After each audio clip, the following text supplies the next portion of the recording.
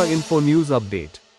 আসন্ন অ্যাডক নির্বাচনকে সামনে রেখে রবিবার ফটিকরায়ের রাজকান্দি বাজারে ত্রিপুরা মোথা দলের উদ্যোগে আয়োজিত বোজার মিছিল ও সভা অনুষ্ঠিত হয়।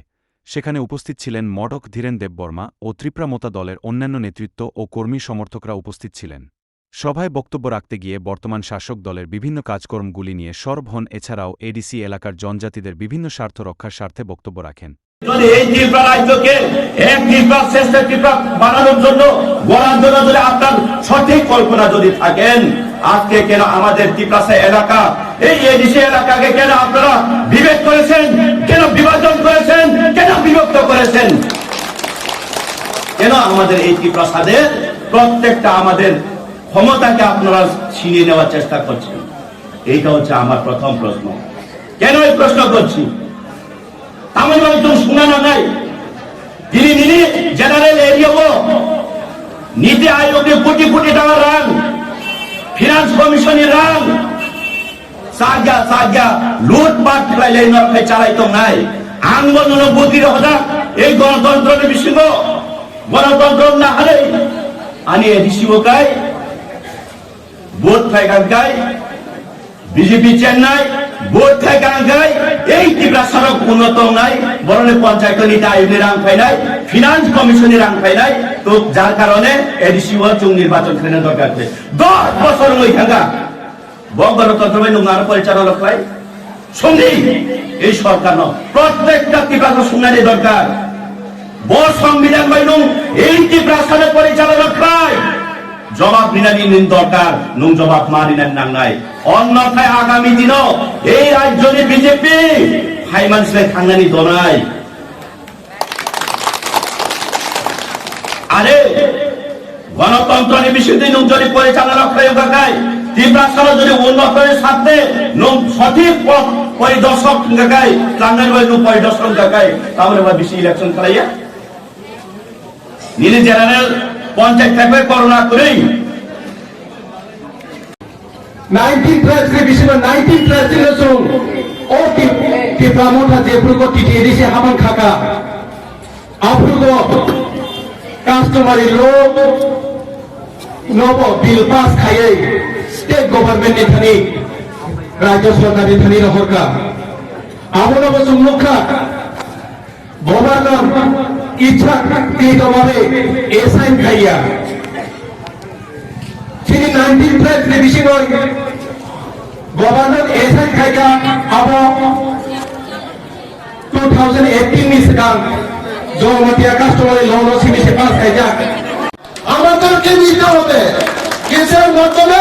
সেটা হচ্ছে প্রিন্সাইসিস পাওয়ার, ভোটাধিকার ক্ষমতার মধ্য দিয়ে আমাদেরকে নির্ণয় করতে হবে। আমি আমার বক্তব্য বেশি দীর্ঘায়িত করছি না, আর একটু কি পয়েন্ট আপনাদের সম্মুখে তুলে ধরার চেষ্টা করছি। আমরা যে সম্প্রতিকালে বারংবার 125তম সংশোধন বিল আমরা চাইছি, এই 125 অ্যামেন্ডমেন্ট বিলটা কি? 125 amendment as per article 42 clause number 44 might be clause number 2, এটার মধ্যে সরাসরি লিখিত আছে যে এই 125 অ্যামেন্ডমেন্ট যদি আমরা পাই অথবা আমরা যদি অর্জন করতে পারি, তাহলে আমাদের যে এডিসি অধিষ্ঠিত এলাকার মধ্যে যে টাকার জন্য আমরা যে আর্থিক জন্য আমরা আজকে বিভিন্ন আন্দোলন সংগঠিত করতে হচ্ছে, সে টাকা সে অর্থটা বরাদ্দ হবে ডাইরেক্ট কেন্দ্র থেকে।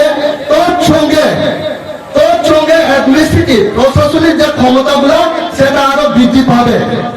কিন্তু আমরা এখানে দেখতে পাই যে এই 125 অ্যামেন্ডমেন্টের মধ্যে আমাদের মোস্টলি ইম্পর্টেন্ট যেটা সেটা হচ্ছে ল্যান্ড রাইট, মানে জমির অধিকার। আমরা এডিসি অধিষ্ঠিত এলাকার মধ্যে যারা বাসিন্দা রয়েছে ওনারা সবাই আজকে আমরা বিভিন্ন ভাবে দাবি করি যে আজকে 1 দ্রোণ 2 দ্রোণ এই ধরনের বাগান বলে আমরা করে থাকি বা এটা নিয়ে আমরা জীবিকা নির্বাহ করছি। কিন্তু আমাদেরকে বুঝতে হবে until unless we do not achieve that 125 amendment act, আমরা যদি সেটা গ্রহণ করতে না পারি অথবা অর্জন করতে না পারি 125তম বিলের মধ্য দিয়ে আমরা যদি ল্যান্ড রাইটসটা যদি অর্জন করতে না পারি, সেটা মূল্যহীন হয়ে পড়বে। কারণ কিসের জন্য? যদি আমাদের ত্রিপুরা সরকার কোন উন্নয়নমূলক কাজ করতে চায় তাহলে কি করবে? যদি উনাদের ইচ্ছা হলো যে রাম শাম যদু মধু বাড়ির সম্মুখে অথবা বাড়ির স্থানে যদি আমি একটা টিয়াসা ক্যাম্প বসাতে চাই, যদি একটা ইন্ডাস্ট্রি করতে চাই, তাহলে আপনার যেহেতু সেখানে জমির কোনো পাট্টা নেই, জমির কোনো কাগজ নেই, আপনি যখন ডেমনস্ট্রেট করতে পারবে না অথবা ইন্ট্রোডিউস করতে পারবে না, তখন ইচ্ছাকৃত ভাবে আপনি সেখান থেকে উঠে যেতে হবে। যার কারণে যার পরিণাম স্বরূপ আমরা যখন ডুম্বুর ড্যাম সৃষ্টি করা হয় তখন আমরা এর উদাহরণ, জ্বলন্ত উদাহরণ আমরা দেখতে পেয়েছি। কত আমাদের ব্লু শরণার্থী সেখান থেকে ডিসপ্লেস হয়েছে, কিন্তু কোনো কম্পেনসেশন পাইনি, কোনো ক্ষতিপূরণ পাইনি। তো কাজে এই ধরনের হাত থেকে যদি মুক্তি Subscribe to Tripura Info and press the bell icon so that you never miss any latest updates and news on Tripura.